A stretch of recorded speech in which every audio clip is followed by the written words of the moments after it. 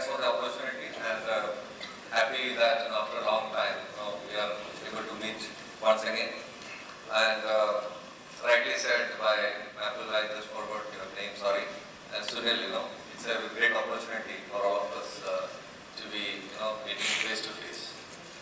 Before starting, let us congratulate all of us for completing 75 years of independence, and all of us are towards the part of the journey to make our country self-reliant, so-called Atmanirbhar, and of course, companies like Atul and all contributing a lot, and solution partners like Oracle and many, all of them are contributing a lot to make our life easy day by day. Okay?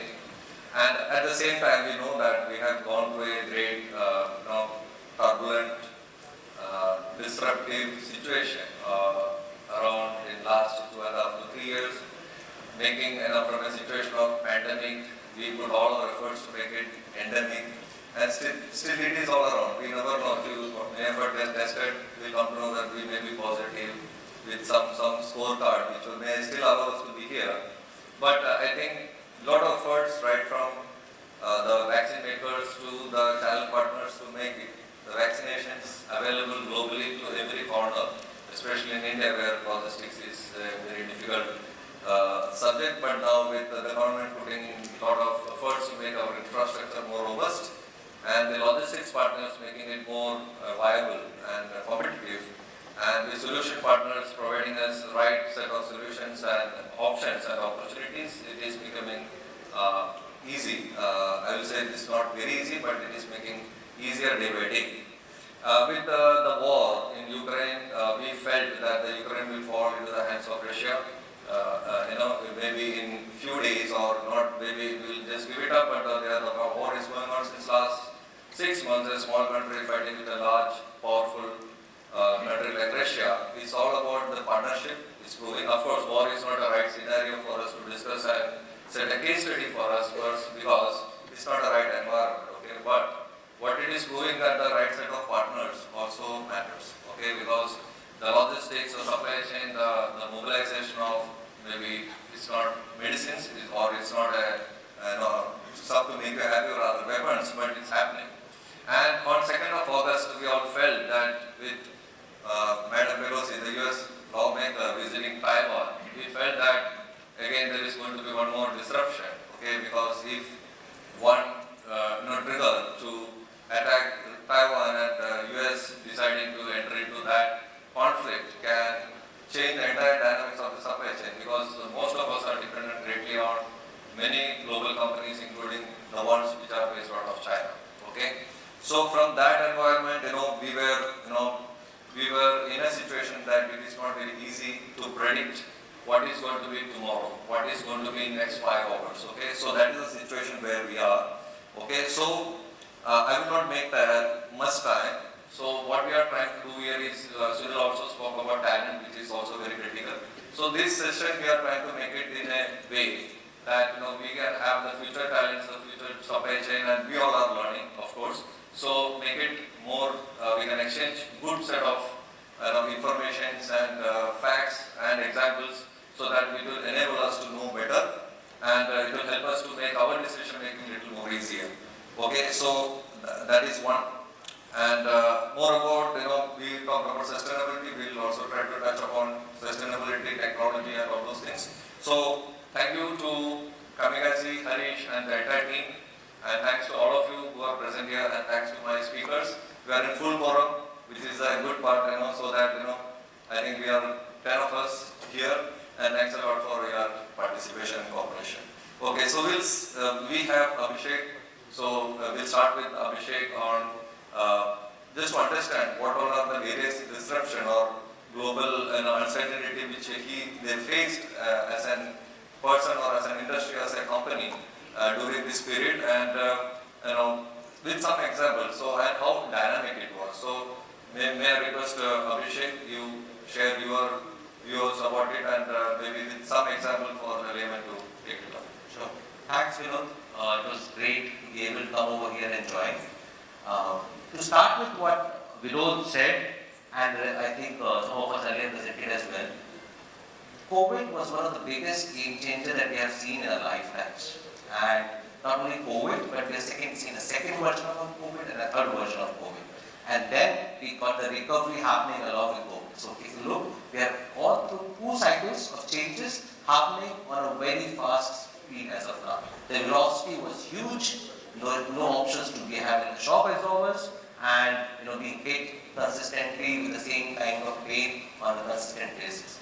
And that is what caused a lot of changes for us on the supply side of it.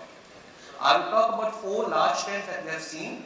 We are the manufacturers of the Budweiser beer, and I represent the global team over here. Okay, so I would be more on the global levels rather than on more this of Indian trends.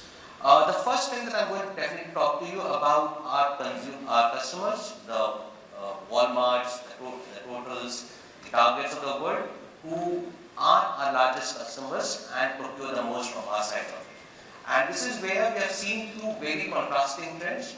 The one being is that they ask us to stick on the basics, to be able to deliver on time in full what they requested for. And this is one of the most critical aspects in our supply chain. Right? The biggest customer satisfaction that we can have is to be able to have my order being delivered to me in time where I requested them to be. Okay. So this is where they ask us to focus the most, and this required us to do a lot of openness, to bring more transparency to this process, to be able to communicate more there. And thankfully technology was there to be able to help us to support this more as we went.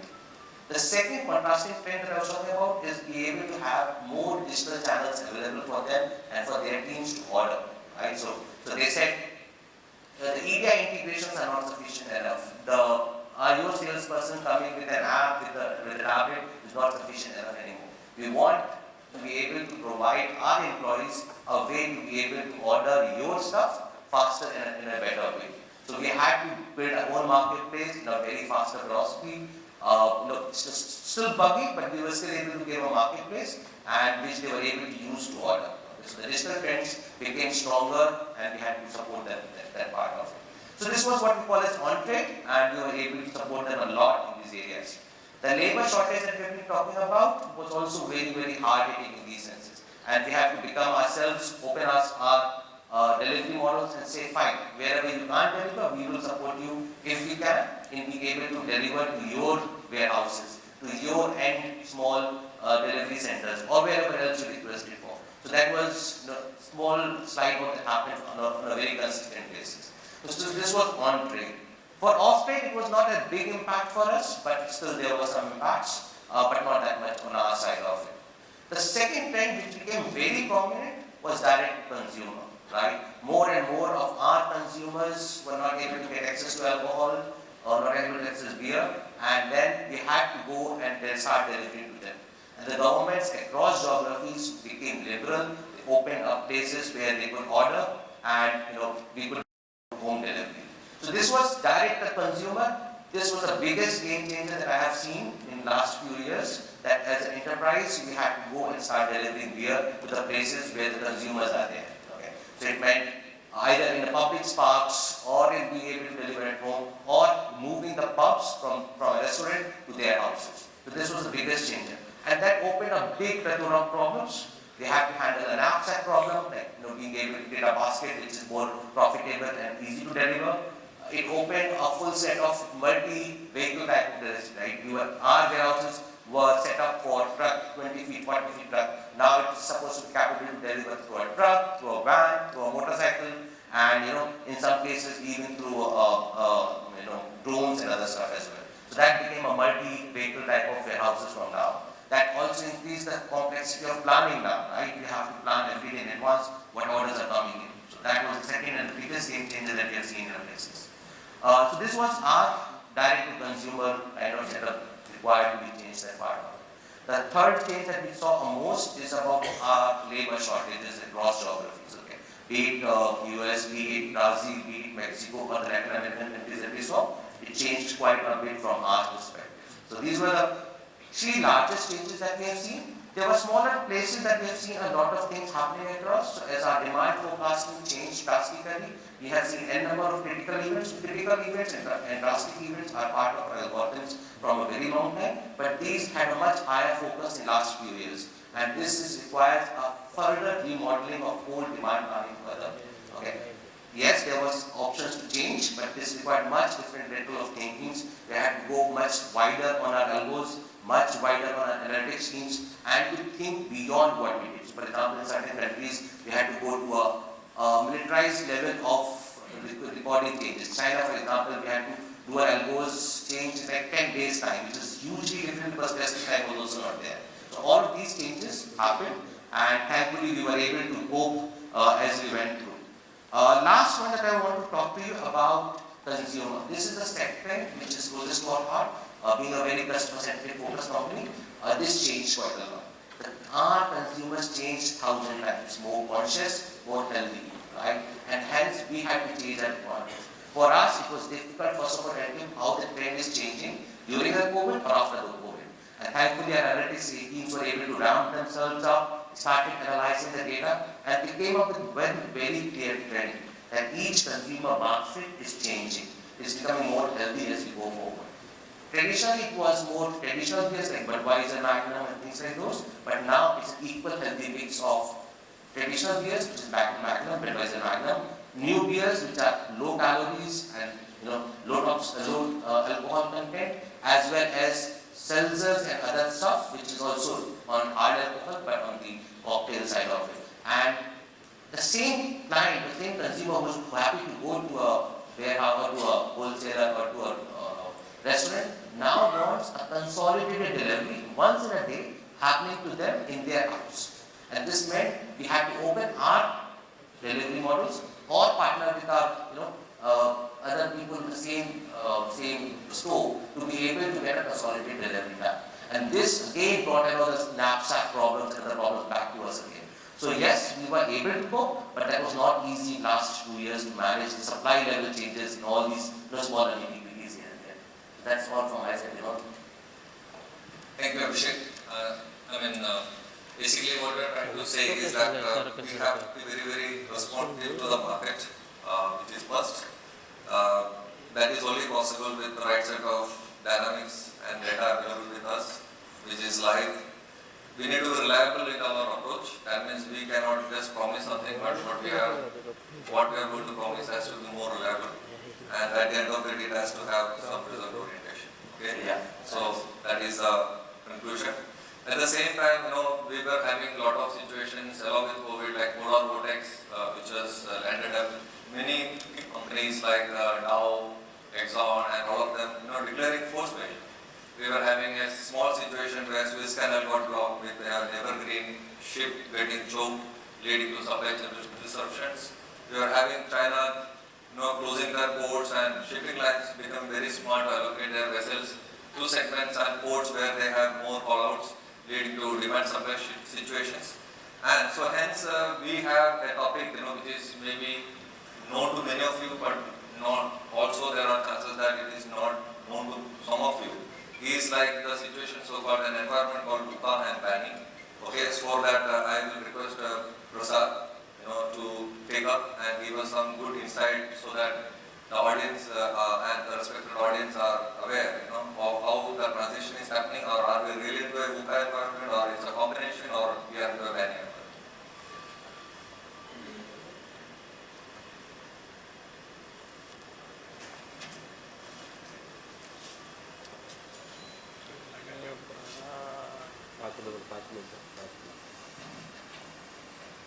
Is it okay? Yeah.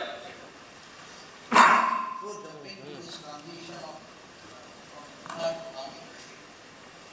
Prasad, you are not audible. is it okay now? I have to hold it. So we need to understand how this term VUCA was coined. So this was coined by Benjamin Bruce sometime in the later part of 80s or early part of 90s. And that was basically post-Cold War or the Cold War.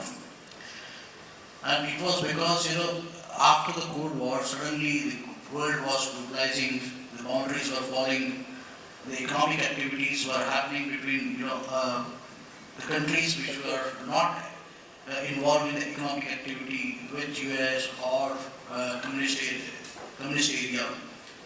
And at that point of time, this VUCA was coined. VUCA stands for volatility, uncertainty, complexity and ambiguity. And as you can see, just to give you context to a lot of you who knows the stock market, prior to 90s or prior to even 95 for that matter, if the Indian stock market, the way it used to behave, it was all because of the internal factors. Nothing was external. But post the globalization, even the Indian stock market started reacting to what is happening in US or what is happening in China or what is happening in somewhere in another part of the world. And that is what has also brought in volatility, that has brought in complexity, that has brought in a lot of uncertainty. Even the commodities for that matter, they also started seeing huge jump in the prices or suddenly the prices plunging. All that started happening. And when the management gurus thought how to actually describe the whole situation, they described it as VUCA situation, and then they started advising what's the way to actually address this VUCA situation. Because VUCA primarily was leading to a lot of chaos in the organization. The decisions were going bad at times. Innovation was suffering because people were afraid of taking long-term decisions. People were afraid of investing into the long-term projects. And it was also creeping into the organization. So even the motivation level of the employees, etc. was affecting. And to address all that, this VUCA was coined and was, management guru started addressing how to actually handle the situation. Now VUCA, they addressed it by creating another V for volatility. So for volatility, vision and values was created, velocity was created. This is a case organization, there is a volatility in the market. But if you have a long-term vision, if you have values which are always there within the organization, you can still handle the volatility to a large extent. Similarly for uncertainty, they said, let's go to understanding. And in fact, most of our organizations have actually followed it. Because of the data analytics, we started understanding how our customers are behaving, how our competitors are behaving, what is the competitor landscape, what are their activities. We started using simulation to see if the environment is volatile, how we are going to react in a different set of environment. What if analysis, gaming. So all this actually came into address this so-called U. And similarly for the complexity, they say break down the problem into the smaller problems and then give a clear communication. More clear the communication, better it is to handle the complexity of the situation. And then similarly for ambiguity, more agility was required to address the situation. Somehow we were handling this, and I think most of the organizations were geared up to handle at least the VUCA part of it. But then came pandemic. And with pandemic, again, the situation has dramatically changed. Overnight, we started feeling as if there is a doomsday. Overnight, just to give us again a sense, the crude went down and it went into the negative territory. For a day, actually, the crude was somewhere around -$5 or -$3. So that's the kind of situation happened post-pandemic. Pandemic spread across the world in no time. Entire supply chain got disrupted, and it all happened overnight. There was no time for any supply chain professional to actually understand it, react to it. So all the theories of VUCA somehow in that particular period failed, and that is the reason why we saw a lot of disruption in the supply chain. And that is the time where actually again the management gurus thought that this is a new situation, the new emerging situation. So they coined another term which is called BANI, where the BANI stands for brittle, A stands for anxiety, N stands for non-linear, and I stands for incomprehensible. Now, why we say brittle? Because you see, in the post-pandemic era, we saw that things just fell apart in no time. It's like, if you all understand what brittle is, if you hammer a brittle material, it just breaks down into two pieces. And the tough material bends first. So in this pandemic era, even people also broke down.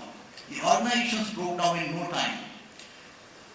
We saw a lot of people, they lost their kids and kins just in a period of 1 or 2 days, and for no reasons, just because they caught up corona and somebody expired. Now, nobody had planned for it. And I remember, people were talking that we should have written the bill, or that they should have written the bill. But who thought about it? It all happened just overnight, you see. So that is the kind of brittleness which came into the supply chain, which came into the organization. Similarly, the anxiety. We all have witnessed actually, when we were all working from home, the organizations, there was a lot of anxiety as to what is going to happen tomorrow. We were all thinking, where we will be there or not there. That was the kind of challenge we were all going through. Similarly, non-linear, again, one day things were happening one way, another day, things were just going opposite to you. It was all chaotic situation and incomprehensible. We were not able to even comprehend what is going to happen. Nobody thought about Ukraine-Russia war. First, they never thought that it will happen, and then nobody thought that it will prolong for 6 months. It's almost 6 months now. Now, all these things are affecting the supply chain, are affecting all the organizations, and that is why again we started, naming a term called BANI. And again, it's not that the BANI or VUCA cannot be addressed. As VUCA has been addressed, BANI can also be addressed. It's just that, as far as I am concerned, I personally feel that BANI is extension of VUCA. Volatility, the first word in VUCA V, is going to stay here. The only thing which has changed, VUCA came post-Cold War, and it was a word coined due to the globalization. And with BANI, I think we are again entering into an era where the wars are going to be created. So it's a different era we are entering into. Volatility is going to stay. Ambiguity, anxiety, all these things are going to stay. We need to address all these issues with agility, with innovation, by being more and more clear with our teams, and that's the way I think we all can handle VUCAs and BANIs, and this transformation we can handle. Prasad, thanks for that delivery. So basically what we are trying to say is fertility is going to be there. And at the same time, what is going to keep us is the timely decision-making, solution, collective decision-making, collaboration. And one thing, BANI is also about inclusive. So basically, which means that not necessarily that the solution what I am finding it today, I am not validated while we are talking a lot about sustainability from various point of view, environment point of view and various other point of view, green gas emissions. But solution may not be sustainable, but definitely we can make our approach more approachable. We can make it more evolving, and we can make it more adaptable. Okay, that is only possible by reviewing our approach consistently, collectively. We redesign our approach to the situation. Maybe a predictive situation, we can make it more predictable nowadays with a lot of solutions available, data of the trends available. And we can make it, simplify, because that is most important. Because today we have SAP that we have seen companies adding a lot of attachments to support that SAP. Okay, maybe because maybe the APO may not be apt for that industry. But what all we do? So review, redesign, and simplification is something that approach should be. For that, I request Dhiraj to provide us some insight, because we talk about two situations. One is definitely an uncertainty situation. We talk about VUCA to BANI. Definitely the volatility is remaining, so it's just an extension. So what sort of approach which we can take to make it a more review,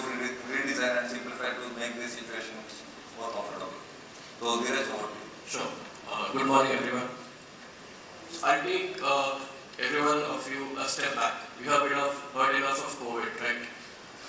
So let's go back to the time period when most of us started working. Let's talk about 2000. So things did go wrong then. So what happened in 2000? We had a word by the name Y2K .com crisis. We had 9/11. We survived, right? All of us survived, and that's why we are here. So fast forward 2010, and let's talk about banking crisis. Oil moving from lowest to the levels of 150 in no time. We all survived. And then came COVID. Fast forward to 2020, COVID came in again. As we are sitting here together, we all survived. So I feel personally that we definitely did something better, something improved, some better process was put in place, and that helped us to sustain and reach this place. But what has happened over a period of time now, we have been faced with flurry of disruptions. So I equate uncertainty with disruption. So let's take an example of container raids, Suez Canal, Ukraine war, you name it, we have it. So what we can do as supply chain individual professionals differently. So three things that I typically follow or insist everyone in supply chain to look at is visibility. So the more visibility we create around processes, around value chain, around your own ecosystem, it helps. The other two words are very often commonly used are agile and resilient. But most important I feel is visibility. The more visible your processes are, more visibility you bring in your operations, it helps you to sustain crisis. And a recent Gartner survey which was done in 2022, 2 months back, the organization where visibility, resilience and agility is better, they bounce back 3x time better than organizations where these aspects are neglected. So the depth of a disruption and the time taken, which is width of recovery, is 3x better. So this, I think I'll limit it to, we have talked enough of disruptions and there are tools available to handle disruptions now. We have mastered, I think, but every day is a new challenge and the new technology is coming up to handle that. Talking of sustainability, again, it's a pretty wide subject. We heard from our team talking about our employees looking for now ESG to join us. Before employees, I think for us like old timers, we talk about investors and customers. So again, a Gartner study says 70 to 72% investors and customers look at your ESG score now before they really invest or they buy from you. Another study of Gartner talks about that when the question was asked to top CEOs, top 200 CEOs globally, if they have to rate top 5 business concerns in that assessment, sustainability moved from a point of 17 to 7 and standing tall with business growth and profitability right now. And that's why it's important. Also a UN study which calculates the risk, global risk year on year. In 2020, the top 5 risks were environmental risks. So that on the background, if we talk about supply chain, now in supply chain, what we can do differently, I'll keep it very operational. How you handle it on day-to-day basis is to have sustainable supply chain, sustainable procurement. The first and foremost is to identify risk in your own ecosystem.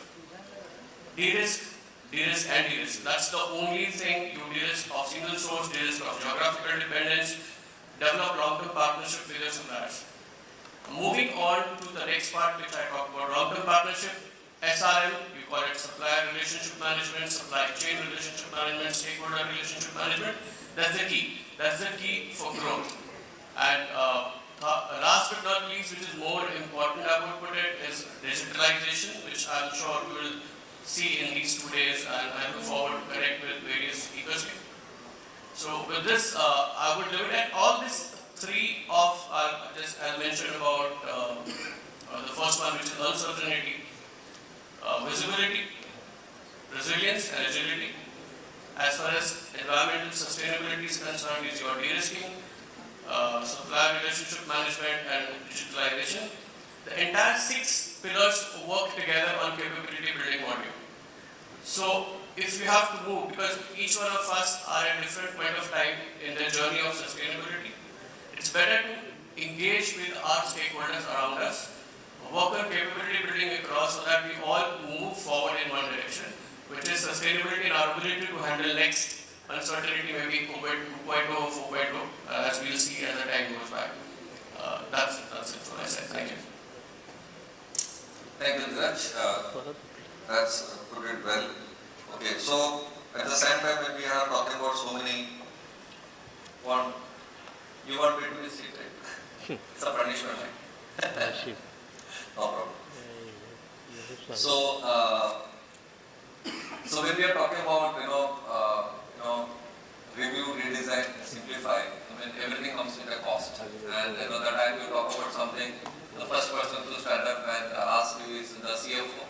And then he will ask about the ROI, and stuff like that. And when we also say that solution is not very long-term or sustainable for, let's say, we cannot plan a solution for 10 years or 5 years. We said that we need to have solution which is evolving, our approach has to be sustainable. So at the same time, but do we really, when we talk about so much of disruption and our need to have a resilient supply chain, Satish, I just want to understand, whether is it just a hype or is it a reality? Because we all are talking about it. What is your take on it? Good morning, everyone. Just to put it in perspective, thanks for the question. Just to put it in perspective, if you look at it, we are seeing the convergence of two mega trends.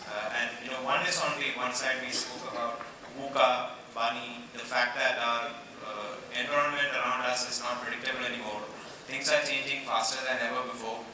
And lots of socio-political, economic, as well as channel dynamics are coming together to make life difficult for supply chain. So supply chain is in the news almost everywhere. If you look at economic times in the last 30 days, supply chain would have popped up almost 30 times out of 30 days. So there is a lot of focus and expectation out of the supply chain to help bring this to a closure. So that's one mega trend. Life is going to be unpredictable and life is going to be more and more unpredictable as we go forward. The second mega trend is the technology development of supply chain. There are so many more technology levers that are being unearthed almost on a virtually year-to-year basis, which are technology-led initiatives which have the capability to transform the way the supply chain works and will help us overcome many of these challenges that are currently in front of us. So, as a supply chain professional, you are caught in the middle of these two. And the third angle to it, if you look at it from an internal organization perspective, most organizations are aware of the technology trends that are out there. They know that there needs to be some real strong action to make the supply chain more resilient than where it is right now, given the changes that are happening. But at the same time, most organizations are very careful about conserving the cash they invest and where they invest that cash in. So, in the plethora of opportunities for the organization to invest cash into, supply chain is one of the contenders or money, investment to drive projects across. So, how does one go about it and how much of it is real, how much of it is hype is the question that we always ask ourselves. So, the way I look at it, there are two parts to it. One is, if you look at the basic hygiene projects, I would call them basic hygiene work that you do in the supply chain, that needs to happen no matter what. Like for example, almost every organization that I know of is doing some form of supply chain risk assessment. So when you do a risk assessment, you look at your entire supply chain end to end and see if what should break for it to come to its knees. And literally play out scenarios of if this goes wrong and this goes wrong, what happens to it. So that's an effort that most of the organizations are already undertaking, and then the logical conclusion of that is to get to a point where you say that I have now multiple scenarios. I have scenarios which are probability of likelihood is X, Y, Z, etc. And then based on that I have responses for some of the most critical scenarios that have a high probability of happening sometime in the next 2-3 years. So that's the work that many organizations have already started looking at. Some of the actions coming out of it might be, like we said,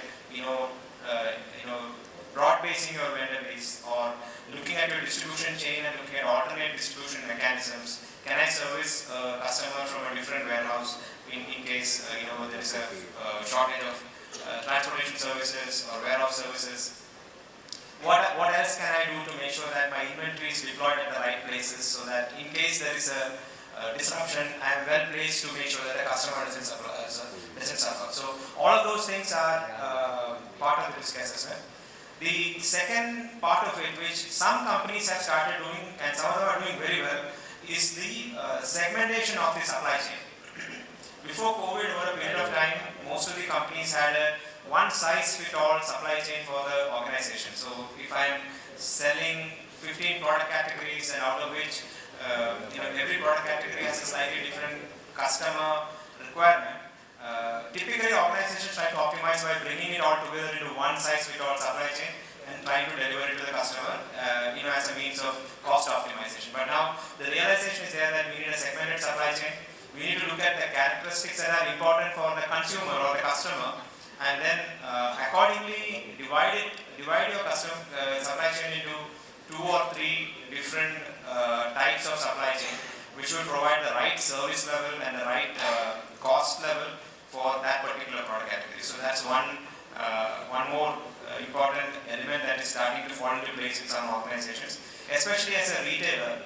For a company like us, this is very critical because if we try to be everything to everybody, it becomes almost impossible to be able to keep your cost and agility intact. So that's the second part. The third part is a set of optimization projects like distribution network optimization. Those kind of projects have started going into full gear.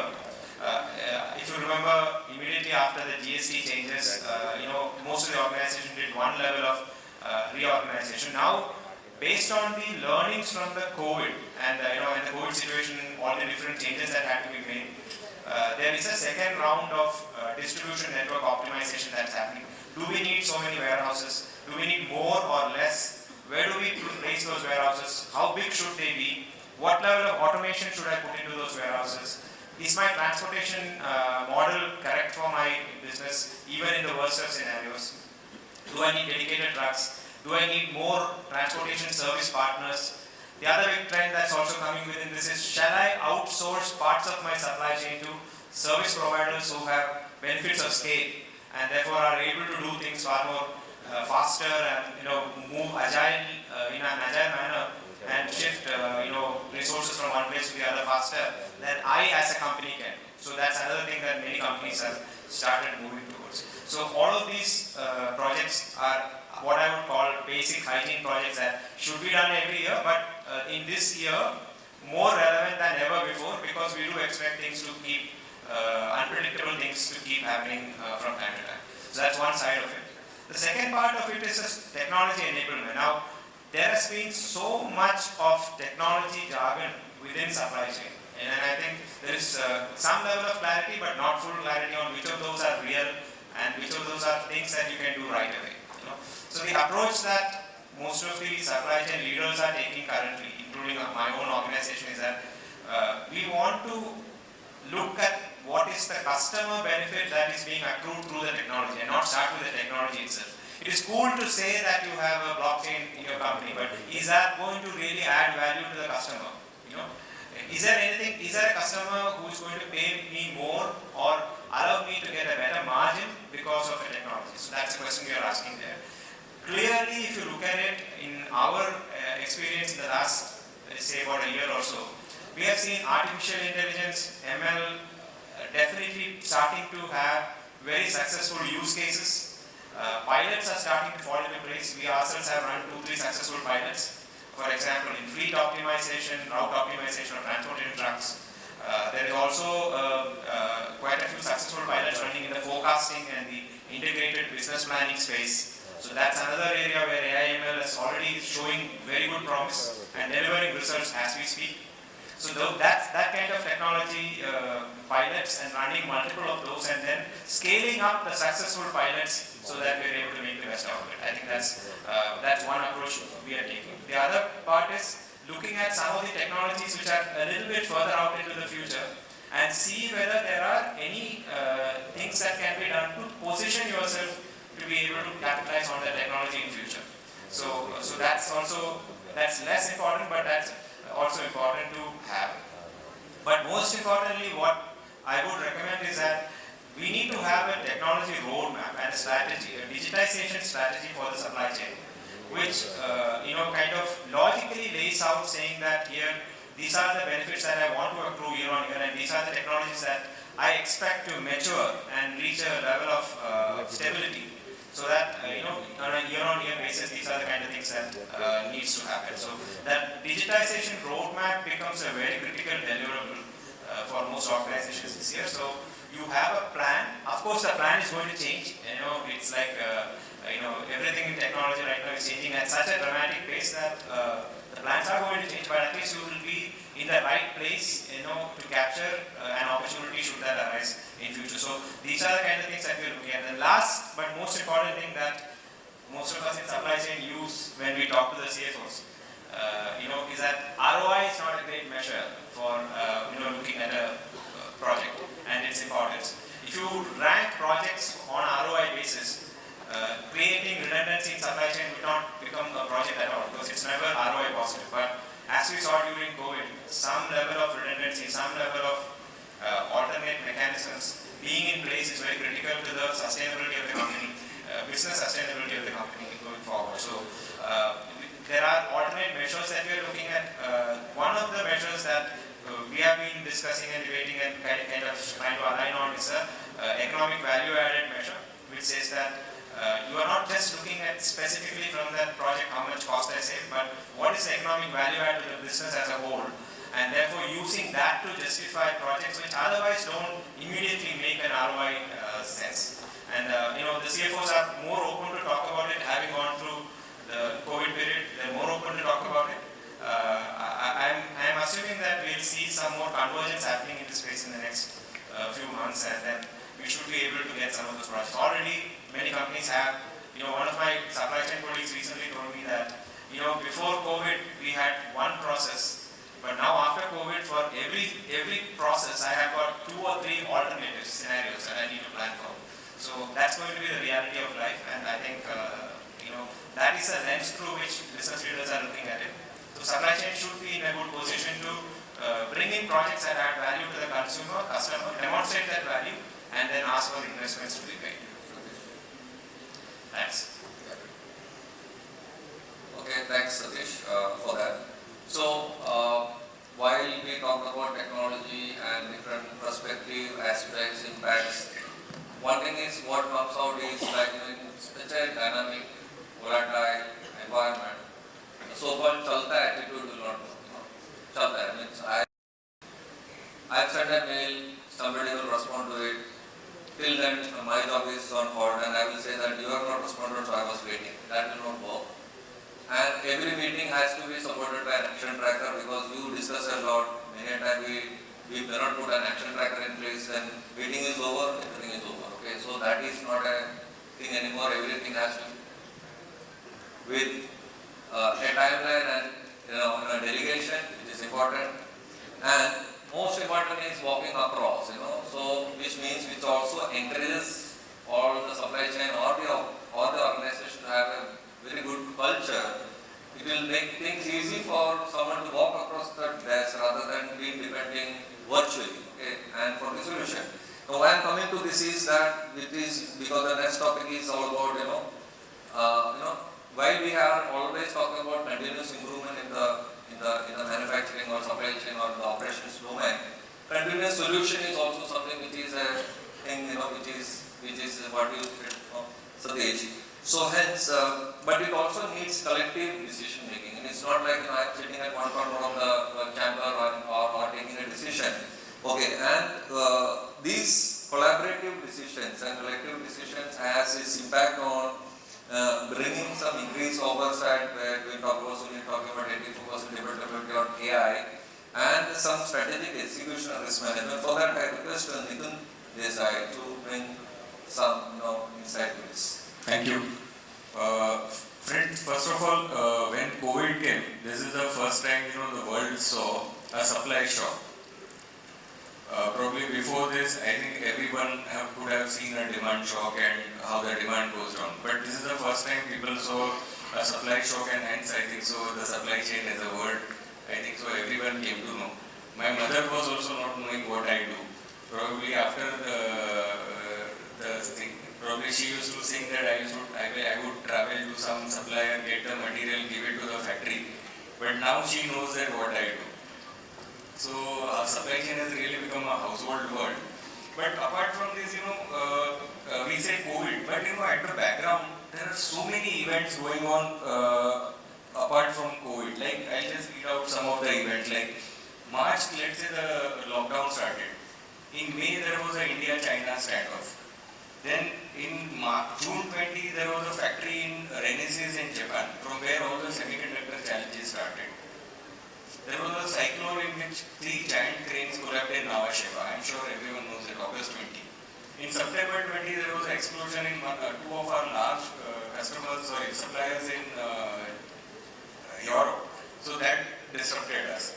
Then the Taiwan drought in Jan started, 21, where the semiconductor thing worsened. There is a winter storm in USA, Texas, where almost all the crude and everything is located, even the VCM suppliers are located. So you can imagine Texas having a winter storm, right? It's very surprising for anyone who knows those regions. Then there was a Suez Canal blockage. Then EU imposed anti-dumping duty in aluminium from China in April. Then there was a flooding in China in Henan province, which impacted a lot of aluminium supplies. There was a flood in Germany, Belgium, Netherlands, all at one point of time in July 21. So what I want to say is that COVID is one aspect, but there are so many things which keep coming on the background and we keep managing the supply chain.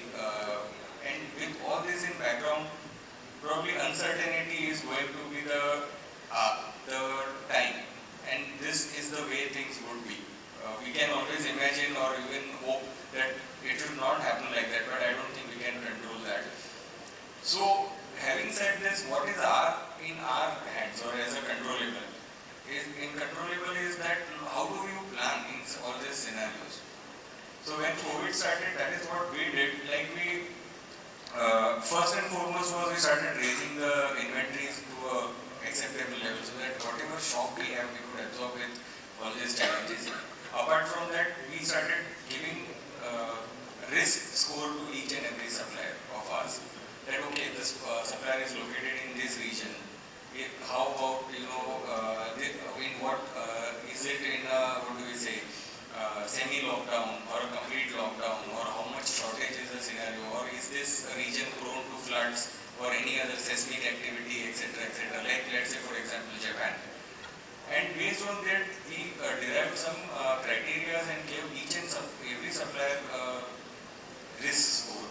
And we started developing alternate suppliers for them. And not only de-risking, I think one of our friends spoke here, we started doing geographic de-riskings. We have factories almost at 14 locations globally. And what we are trying to do more is that making each and every location self-sufficient. Because the global supply chain, when we say, probably there has to be some supplier which are locally also available, so that when there is a challenge or let's say a ship is getting delayed, which is happening almost 4 times, 5 times, at least they have some backup plan, have some thing to go to and survive. Another point is the scenario strategy. I think so this was also covered by one of our colleagues here, that what are the scenarios which could go wrong, and then let us imagine those scenarios and have a plan. Like some supplier goes down, or India, China, there is a challenge. Or let's say there is a heavy COVID wave, or let's say there is a port closure at any point of place, because we almost purchase from 15 different geographies at 14 different locations. So then how do you operate them? Because the ports would be very important. So these are the various scenarios that we imagined and took action on that, so that we have things in place even when, and at the last moment we don't have to run around and to think that what to do. Because we have already pre-imagined all these scenarios and also planned what are the actions that we could do. So even we planned for cyber attack, for for say as an example. All put together, as we just Vinod mentioned, all the QA teams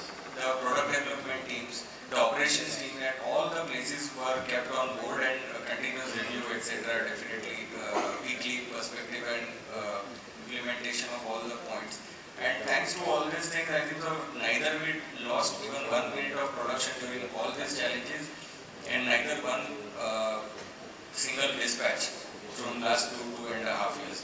So probably that speaks about the thing which is there. But now going ahead, as we see, I think what is not or which still remains unpredictable is this geopolitical risk. Let's say this Nancy Pelosi visiting Taiwan, for example, which is a recent case, or a visibility in terms of a climate issue, like let's say a flood coming to some place, seismic activity happening. Because with this climate challenges coming, this is the uncertainty which is there, and for which what we are trying to do is establish entire end-to-end supply chain visibility even till a tier 1 and tier 2 level, because you don't know whom you are getting the material from tier 2 or tier 1 and how that impacts us. And another thing is digitization, as I think so our friends spoke here.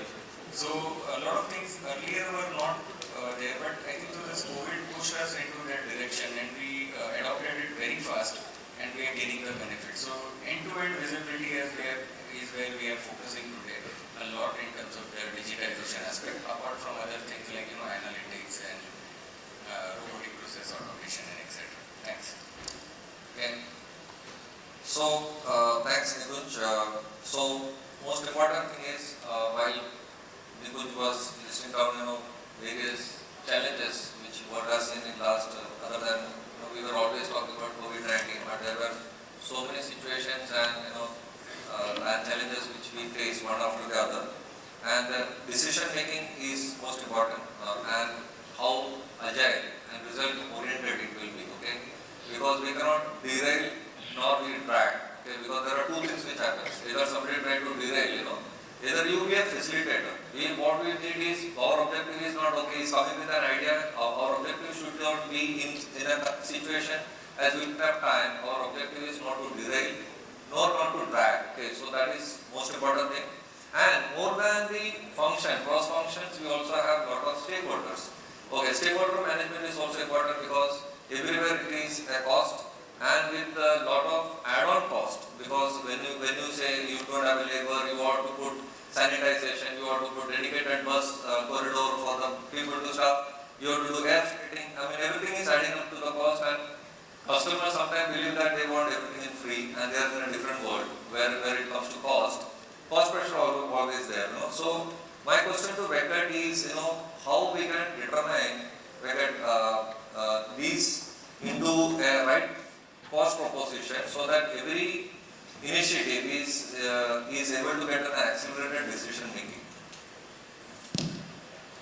First of all, thank you each one of you. I'm feeling proud to be part of this, and thanks coming guys for this opportunity. Over the period, if you see, the supply chain has become from a backstage performer or a supporting actor to a front stage or an actual partisan main actor. One of my colleagues, Sunil, has very clearly said that when his mother asked, what are you doing now, she is able to know. That's a differentiator. So, courtesy e-commerce has brought us to a significant importance, but this COVID pandemic or the current geopolitical scenario has made us the differentiator in the entire business. Now, when we became a differentiator, as per me, we no longer talk only about cost savings or some measures and all. Now we talk about investments, now we talk about future proofing, now we talk about how the future will look at as we are going to be differentiators. So once we become differentiators, it may sometimes make customer pay. I get into that. Now coming back to the prominent thing, how do we ensure that the proposals what we make or the initiatives what we take, how the value proposition comes in. For me, as very clearly Vinod said, stakeholder management is a must in an organization everywhere. And here the stakeholders are prominently three for me on a broader level. First is the customer ultimately. Second is the in-between channels like suppliers or warehouse or service providers and all. And the most important is our own internal management. Now when it comes to suppliers, I always say that it's better to, if you are able to brand your initiative, like a supply chain initiative, or supply chain initiative can be branded. And how do you brand it? When you try to address the pain point of the customer. Every one of us want to do something which the customer wants it. Like for example, off late you see a lot of omni-channels have come, you will have a lot of kind of things where the customer related issues have been resolved. So those kind of branding when you do, you get an easy, proposition, when you talk about internal or the business partners whom I call it as, if you talk about innovation sharing, if you talk about data sharing, like getting the visibility end-to-end transfer, end-to-end visibility, making your own supplier plan where he also gets complete support from you and he also gets support from the down-level suppliers. In one of the survey, when it was done during COVID, only 2 or 3% of the suppliers were knowing what was happening beyond tier 2. The visibility was so less. And almost 93% of the suppliers during this phase said that they want to be, what they want is agility which support them in resilience. So what it talks about is immediate decision making and all. So the second level, when I'm talking about the business partners, if we are enabling or empowering the entire supply chain by decision making, it will give a value proposition. The last thing when it comes to the management, which we talk about Bani and all, the management is the one which always gets anxious. Of course, the customer also gets anxious, there is no doubt on them. How do you support them? Is by giving them a lot more better visibility, forecasting, and also how do we able to manage the entire, the fluctuations in between. If you give these kind of value propositions on a broader level, I'm sure you will be able to manage things. Now, when I get into little more details, how do we do it? For a customer side, what the customer wants is absolutely a visibility. He is anxious whether metal going to come. Off late in countries like India and all, you have tremendous amount of challenging spurious and all. So how do we do it? Can we add RFIDs? Can we use blockchains to it where we get end-to-end supply, end-to-end visibility, and we give it clear communication. What I have also observed is that an advanced communication going to the management will support tremendously, and that's why even the top management also wants. We have a challenge, and if we are able to tell the top management saying that this is a challenge which we are going to face, maybe they will be able to communicate effectively and mitigate those things. I also talk about value propositions coming from the supply chain as we have become differentiated. Are we now going to be taking the top down or the ideas coming to us? No, we will be, or we should be part right from the POP0 or the projects. Like for example, when there is a new product coming into, we should be the starting. I'll give an example. In the previous organization of mine, we had one semiconductor issue, small issue, and that was definitely coming from China, and we were not able to supply to our OEM, the part number. And we had a tier 3 supplier who is going to make the PCBA for us. We had tremendous amount of challenges. And finally we could understand that there is one more PCBA with a little bit better fit, better, I'm not better flexibility or better facilities available, but we have not tested that part number. That product we have not tested. And what we have understood is the product what we have chosen was heavily used in mobile and laptops. We made a mistake. We could have done a little bit more study and we would have taken a lot more larger spectrum. And that gives us a lot more flexibility to use the part number when there is a tremendous amount of pressure on those part number.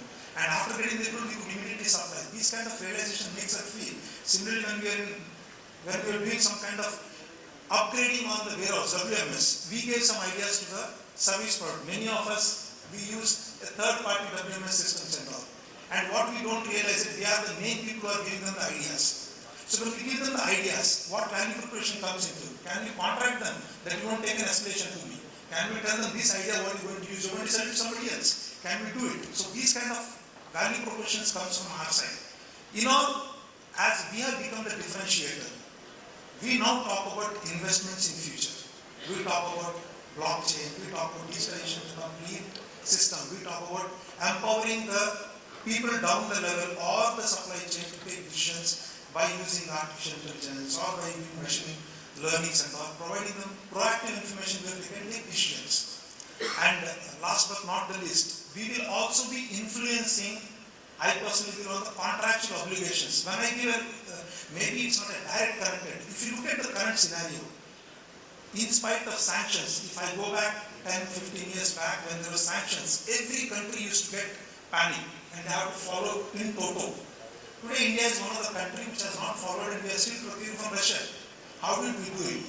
We became so big, we became so smart that we could have read some kind of conditions of the contract and we are able to do it. So tomorrow going further, we may support the organization at the legal angle to bring such kind of legal aspects into the agreements which makes it a lot more stronger. So as we said, Bani, one of the biggest way of taking out anxiety is getting the visibility or brittle by making ourselves a little more spread over on the components and all, rationalization of all those things. And I personally believe when we go with the business proposals to the management, in these three aspects, every proposal will not be looked only as a cost saving, but also will be looked as a future proofing and getting excellent support from the stakeholders. Thank you. Thank you, Venkat. Thank you for your insights. So, with that, what most important is, we talked about solutions and many things. There is one more term which is or one more solution on a broader term is called supply chain 4.0, which is there.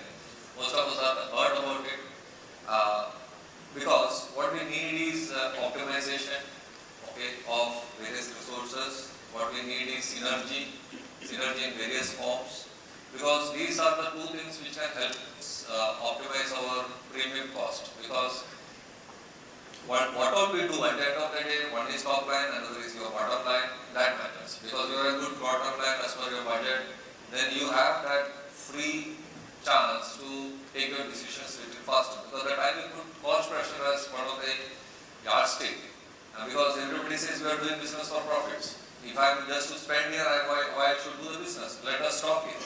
So what I am trying to ask Ms. Mohneesh is how supply chain 4.0 can combine new technology and make some revenue, operational and administrative process make it more simplified.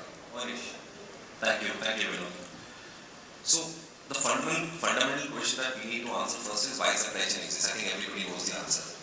The main goal is to ensure right goods are available at right place at right time in right quantity in a cost efficient way. And recently we have added in an environment friendly way when we are talking about and focus is on sustainability and decarbonization. Now all supply chain initiatives, they lie on three main pillars: people, processes and technology. Technology is being important, but without people and processes, and if supply chain practitioners need to get on or to find their own ikigai, they need to find it in the intersection of these three. Now, if you talk about technology landscape over last 40 years, 4 decades, we saw supply SCM 1.0, we saw SCM 2.0. So initially, and how typically we see it, first came system of records. Everything should be recorded, have an OMS, create your plans and document them. Then came system of planning. The third one came system of execution, and then everybody connected these three. The fundamental flaw is in the way these systems were architected. So data was in silo, the rules were static, and it was difficult to handle dynamism. The SCM4 is riding on top of the Industrial Revolution 4.0, where we are censoring up everything. Your factories have industrial IoT devices measuring everything. When the product has entered the production plant, has left as a finished good, where your vehicle is on the field, both from an inbound perspective as well as from the outbound perspective. The main theme that is emerging is system of intelligence. So we had system of record, system of planning, system of execution. Now this whole system of intelligence and cognition is now possible, which was not possible earlier, because compute and storage is now cost effective. We can store petabytes of data which is getting generated on a monthly basis. We can process it through big queries, we can process it through big data and then generate insights to take meaningful actions. Now these system of intelligences, through collecting data from multiple sources, helping you create a digital representation of your physical supply chain. And this whole digital twin, which was coined by GE and other tech players, it came into effect. So now, as a planner, I can see what is happening in my supply chain end to end, from a sourcing perspective, from manufacturing, from logistics. With that, what is possible is, I can not only see what is happening today, but I can also have predictive capabilities on top of it to predict what is going to happen 2 weeks out, if there are certain risks in my supply chain. So SNOP and IBPs are good for planning purposes, but through digital twin enabled supply and operations execution, I can do proactive risk management. I can mitigate risk and help improve my accuracy, because essentially it's all about marrying your planning data with the execution and mitigating this risk to realize business objectives. And what are the business objectives? It helps you reduce your stockouts, it helps you reduce your excess inventory, and hence working capital return on investment are improved. And lastly, help you with sustainability goals. Because the data collected through these sensors help you exactly know how much you are emitting, why you are emitting, if there are ways through which emissions can be controlled, help you generate a roadmap through various intervention plans, through scenario modeling, helping you do what if analysis to do trade-off management. So yeah, system of intelligence is helping organizations nowadays, and I think it's one step towards the end goal of building autonomous supply chains. Okay, thanks Mohneesh.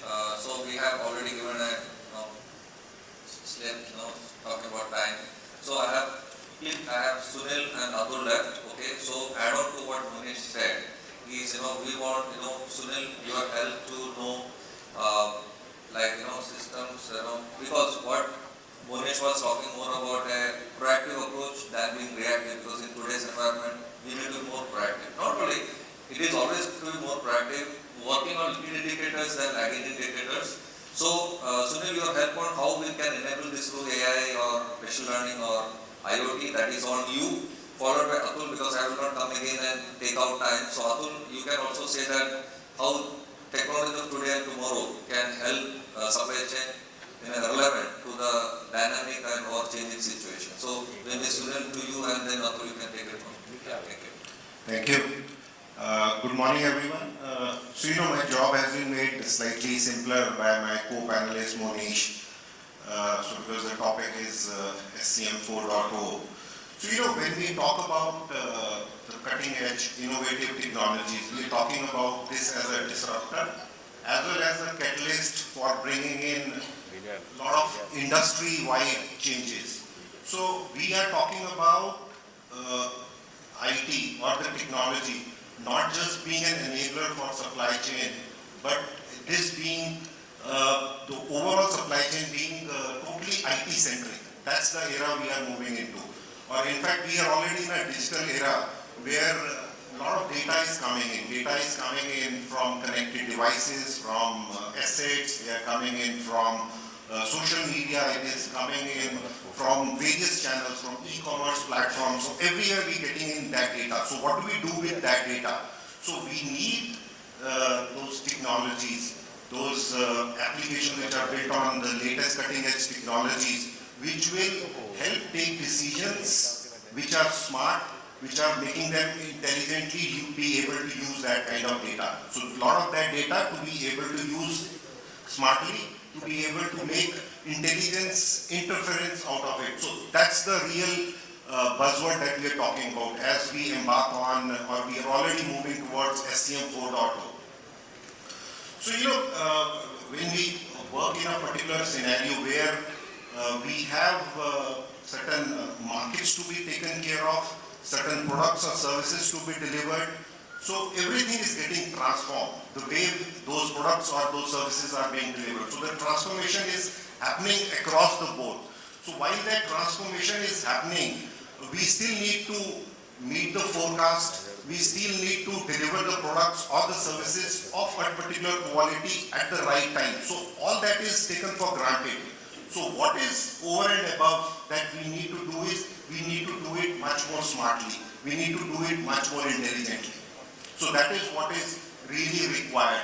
So what is currently happening is because of the need for being smart, the need for being intelligent, so we need those cutting edge technologies, whether it's IoT, whether it's AI, machine learning, blockchain, chatbots, RPA and all. So those kind of cutting edge technologies are paving way for making those supply chains to be much more intelligent, much more smarter. And we have those smarter applications available built on top of all these cutting edge technologies, which are helping us do those end-to-end business processes, handle all the end-to-end business processes across the organization.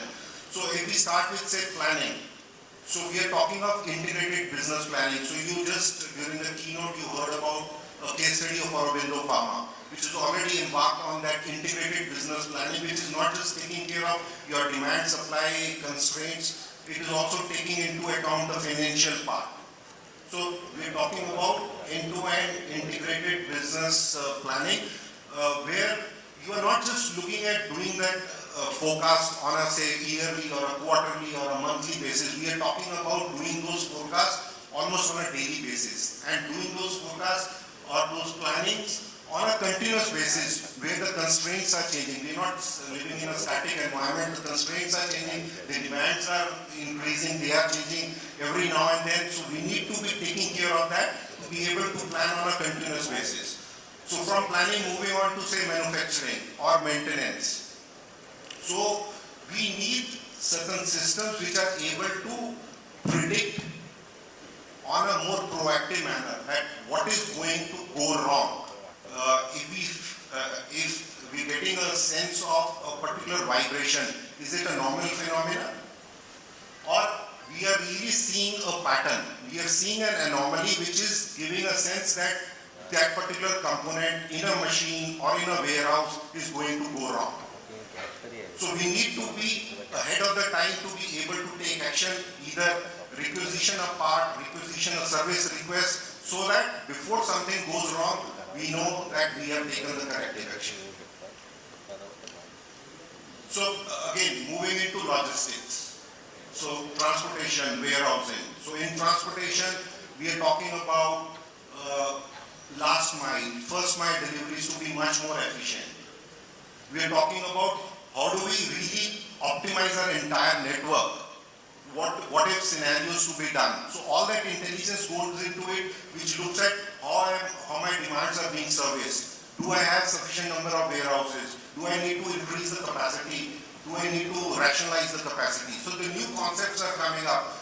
Warehousing on demand, wherein we are looking at servicing the demand, considering the customers are expecting one-day delivery. Now we are talking about even 15 minutes kind of delivery models. So when we are talking of those kind of stringent delivery models, delivery expectations from the customers, so in that case, how do I make sure that my overhead cost is not going to go up? So that's why we are talking of warehousing on a demand. So a lot of new concepts, new business models are emerging, and these cutting-edge technologies are definitely helping in servicing those kind of business models. So let's go on and look at what are the key attributes of SCM 4.0 that new technologies are enabling. So we are looking at supply chains which are much more flexible. So we want flexible supply chains. So when we talk of flexibility within the supply chain, we need to make sure that all those requirements with regard to flexibility, whether it's to do with say autonomous trucking, or it's to do with warehousing on demand. So all those models are really taken care of. So we are talking about, apart from flexibility, being faster. So we need to make sure that we service the demands. Yeah. So okay, there's a pressure on time. So apart from flexibility, being fast, being accurate, and these kind of key attributes which are definitely required, and also we make sure that all those new business models which are emerging, we are able to cater to those. So we're talking of those command centers which are helping us not just react to those changes which are happening, but be proactive to all those changes which are happening in the entire ecosystem. So looking at all those attributes of SCM 4.0, the new technologies, AI, machine learning, RPA, and other technologies that we just spoke about are definitely taking care of all those kind of requirements. Thank you. Thank you. That was in a nutshell from me. Like in the positivity of the time, I will just sum it up in a minute. Okay. So we have talked about technology, but technology at the end can play only the role of the enabler. As an organization, what is important is that supply chains of the past before COVID used to be quite inward driven. Okay, we have to put customer as the focus, and bring an outward outlook. Okay, bring lot of data from outward to inside to redesign and more efficient supply chains. And technology is available and multiple things are being tried out, tested.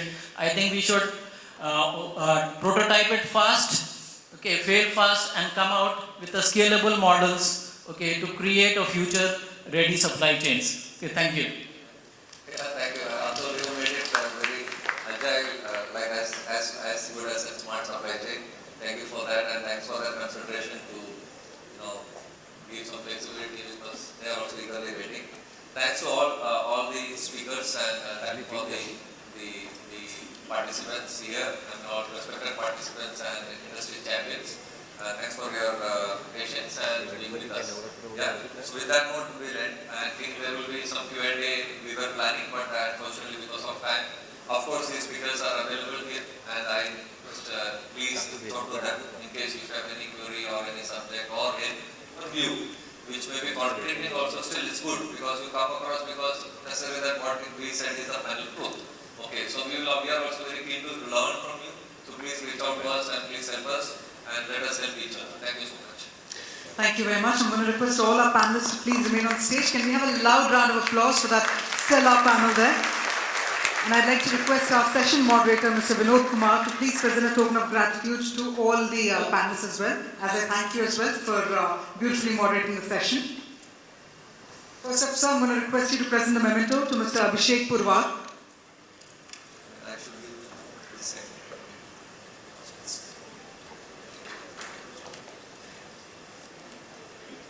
To Mr. Satish Karunakaran.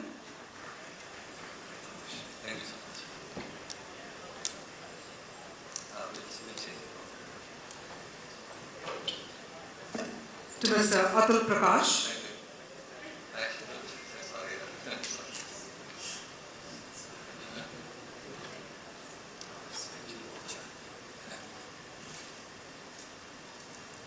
To Mr. Nikunj Desai.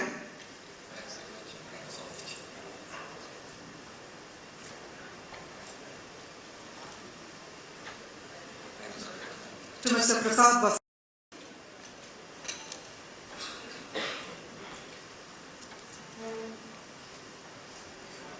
To Mr. Dhiraj Asthana.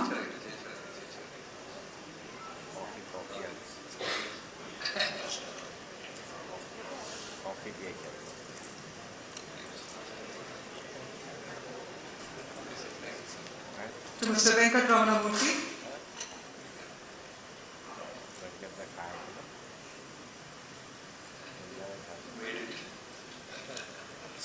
And to Mr. Sunil Kumar.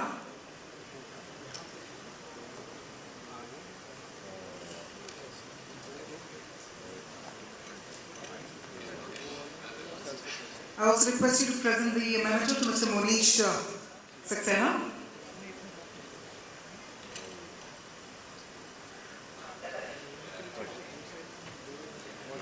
And if I may please do the honors of presenting the memento to Mr. Vinodkumar.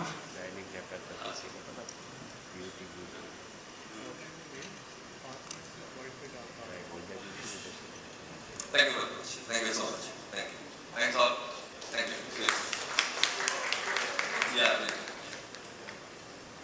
It's one final group photograph. That's the final drill for all our panelists. And that being said, ladies and gentlemen, what we're going to do is head for a quick tea coffee break. The scheduled break is for 10 minutes. That being said, I'm also going to urge you all to please ensure that you're at the right track, at the right place, at the right time. What we're going to do is up next, after 10 minutes, we're going to commence with the next leadership panel over here. At the same time, the Procurement Leader Summit is still going on in Salsett 1 and 2. And we will also begin with the Retail and Home Delivery track in Konkan Hall and Leadership track 2 in the Malabar Hall. So please enjoy the tea coffee, please connect with our speakers and see you all in our next set of sessions across all the halls right here at Taj Lancet. Thank you.